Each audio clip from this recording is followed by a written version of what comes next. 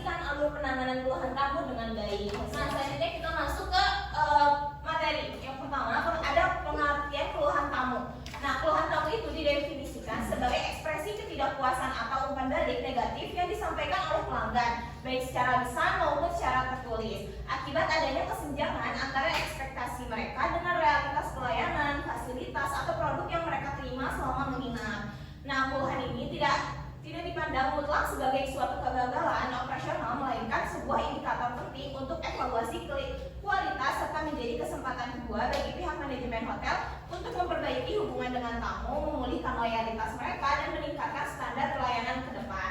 Ini benar banget ya, dengan yang telah Ibu jelaskan tadi bahwa penanganan keluhan tamu ini merupakan hal yang bagus gitu untuk tamu, karena dengan tamu itu berani mengeluhkan apa yang mereka rasakan gitu, hotel itu menjadi tahu gitu apa kekurangan mereka dan bagaimana cara mereka memperbaikinya.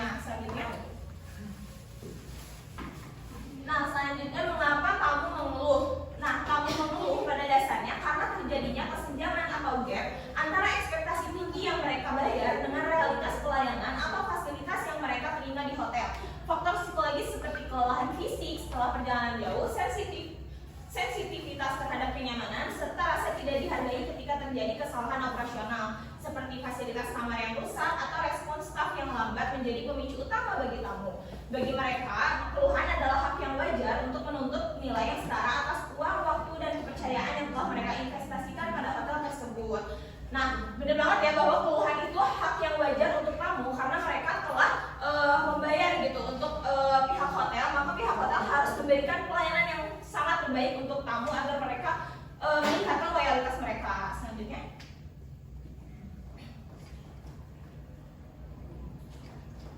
Selanjutnya, ini ada materi di minggu lalu, yaitu jenis-jenis keluhan tamu. Yang pertama yaitu mechanical complaint atau masalah fasilitas. Ini tuh seperti AC yang tidak dingin, TV rusak, air bocor, atau listrik konslet. Nah, ini tuh contohnya kayak yang Naya berikan minggu kemarin ya, bahwa di hotelnya itu pernah airnya itu nggak nyala ya, atau konslet gitu. Nah, itu tuh sebenarnya kita bisa untuk komplain ke resepsionis ataupun ke bagian yang ada di hotel tersebut gitu. Nah, selanjutnya yang kedua ada service delay atau kesalahan alur prosedur reservasi, proses check-in atau check-out yang lama. Nah, yang ketiga yaitu attitude atau sikap. Nah, sikap staf yang tidak ramah, sombong, tidak sopan, atau mengabaikan tamu itu juga bisa menyebabkan tamu mengeluh gitu dengan sikap yang mereka berikan gitu. Selanjutnya, ini ada metode HEAR yang telah disebutkan oleh Ismaneta tadi ya, bahwa yang pertama ada HEAR atau mendengarkan keluhan tamu tanpa menyela. Nah, tentunya kita juga kalau lagi ngomong atau lagi menyampaikan sesuatu terus di slide itu kan kesel ya, nggak enak gitu ke hati kitanya juga. Nah, tamu pun begitu. Jadi kita sebagai seorang resepsionis itu harus mendengarkan keluhan tamu tanpa menyela pembicaraan mereka. Nah, yang kedua yaitu empati. Staf itu harus bisa terlihat memahami perasaan tamu. Misalnya tamu itu marah gitu, kamarnya itu dalam keadaan kotor atau AC di kamarnya itu tidak dingin. Nah, itu tuh mereka misalkan marah, terus mereka dalam keadaan yang lelah juga gitu. Nah, staf itu harus bisa memahami perasaan tamu tersebut dan memvalidasi perasaannya dan tidak boleh menyalahkan gitu kepada divisi yang lain. Nah, yang ketiga yaitu apologize atau meminta maaf tulus kepada tamu. Nah, meminta maaf ini sangat penting ya, karena tamu itu tidak hanya membutuhkan aksi nyata, tapi juga butuh permintaan maaf dari kita gitu sebagai pihak hotel, karena telah ada kesenjangan gitu antara ekspektasi mereka dengan apa yang mereka terima. Nah, yang ketiga yaitu ada take action atau mengambil solusi gitu.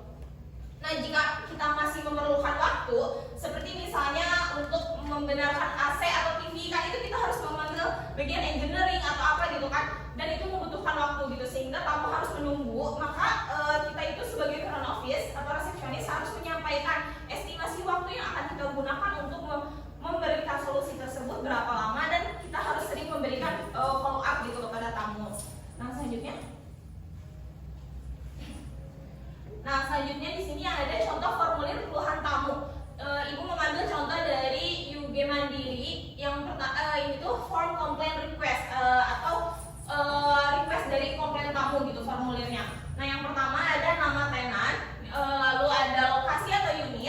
telepon, tanggal, jam, dan kontak pelanggan. Nah, selanjutnya ada uraian keluhan, itu bisa di checklist ya. Ada engineering, security, housekeeping, misalkan yang lain juga front office bisa diisi yang lainnya. Lalu dijelaskan keterangan dari keluhan tersebut. Nah, lalu harus ada keterangan juga dibuat oleh siapa dan mengetahui tenan atau diisi dengan tanda tangan. Nah, yang ketiga yaitu ada rencana tindakan penyelesaian. Nah, nanti diuraikan di sini kegiatan apa yang akan dilakukan untuk menyelesaikan masalah tersebut. Lalu diberikan juga estimasi waktu, lalu diisi lagi dibuat oleh siapa, yaitu dengan tanda tangan supervisor dan disetujui oleh departemen yang mana. Lalu selanjutnya ada di yang terakhir ada hasil, yaitu tanggapan dari tenan, bisa di checklist antara puas atau tidak puas dan keterangan hasil dari pelanggannya. Nah, terakhir harus dimasukin lagi tanggal dan dibuat oleh siapa, lalu dimasukkan lagi tanda tangan di akhir. Selanjutnya, nah, cara pengisian formulir keluhan tamu yang tadi yang pertama yaitu dilakukan secara bertahap, dimulai dari pengisian data pelanggan yang mencakup nama, lokasi, unit, nomor telepon, nomor CR, waktu laporan, serta mencentang metode kontak pelanggan seperti datang, telepon, fax, atau WhatsApp group. Nah, selanjutnya pada kolom uraian keluhan, pelapor mencentang departemen yang dituju seperti engineering, security, housekeeping, atau lainnya dan menuliskan detail masalah secara spesifik yang kemudian divalidasi dengan tanda tangan tenan serta tenant relation, atau ini tuh tenant tuh tamu ya. Setelah itu bagian rencana tindakan penyelesaian diisi oleh pihak internal manajemen berupa deskripsi solusi, target waktu seperti tanggal dan jam mulai hingga selesai, serta ditandatangani oleh supervisor dan save departemen terkait. Nah, terakhir pada bagian hasil, tenant memberikan umpan balik dengan mencetak kolom kepuasan antara puas atau tidak puas dan menuliskan keterangan hasil pekerjaan serta memberikan tanggal penutupan laporan dan melengkapinya dengan tanda tangan penutup dari pihak tenant relation dan CS serta tenant itu sendiri sebelum lembar formulir didistribusikan sesuai dengan warna rangkapnya. Selanjutnya, nah, selanjutnya ada do's and don'ts komunikasi dalam menangani keluhan tamu. Nah, ini yang jangan dilakukan ya. Yang pertama itu bukan salah atau bagian saya, itu kesalahan orang housekeeping atau engineering. Nah, itu nggak boleh ya kita menyalahkan departemen lain. Nah, yang kedua, sebaiknya kita melakukan komunikasi dengan cara meminta maaf gitu. Contohnya, saya mohon maaf atas ketidaknyamanan ini, Bapak atau Ibu. Mari saya bantu koordinasinya langsung untuk menyelesaikannya. Lalu kita menghubungi departemen yang terkait. Yang kedua itu aturan hotel kami memang seperti itu, tidak bisa diubah. Nah, itu tidak boleh ya. Sebaiknya saya memahami kondisi Bapak atau Ibu berdasarkan kebijakan hotel, maka terbaik yang bisa kami tawarkan saat ini adalah apa, misalnya contohnya yang seperti engineering atau sebagainya. Yang ketiga, Ibu tenang dulu ya, jangan marah-marah. Nah, itu tuh tidak boleh ya, jadi seakan-akan kamu itu tidak berhak gitu untuk marah atau menyampaikan keluhannya gitu. Nah, baiknya kita menjawab dengan saya mengerti Bapak atau Ibu merasa kecewa. Terima kasih sudah menyampaikan hal ini kepada kami. Lalu kita bisa menawarkan solusinya. Nah, yang keempat, Bapak salah dengar, mungkin staf kami tidak pernah bilang begitu, atau misalkan mungkin itu hanya perasaan Bapak saja. Begitu tidak boleh ya. Kita sebaiknya menjawab dengan mohon maaf atas kesalahpahaman yang terjadi. Bapak atau Ibu, izinkan saya meluruskan informasi tersebut agar dapat membantu Bapak atau Ibu. Nah, selanjutnya,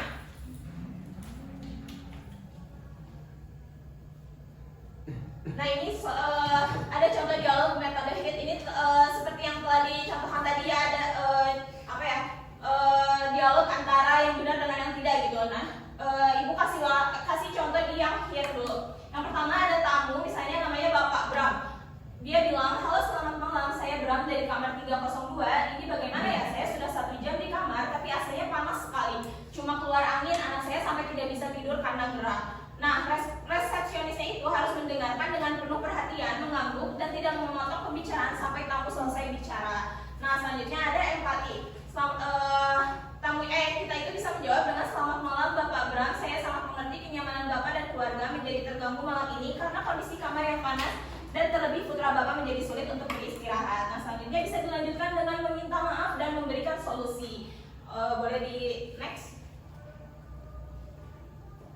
Nah, selanjutnya kita akan roleplay dua orang ke depan. Yang pertama ada orang A sebagai tamu dan orang B sebagai resepsionis atau FO. Bisa juga bergantian. Yang kedua, waktu persiapannya 5 menit dan durasi tampil per pasangan 3-5 menit. Nah,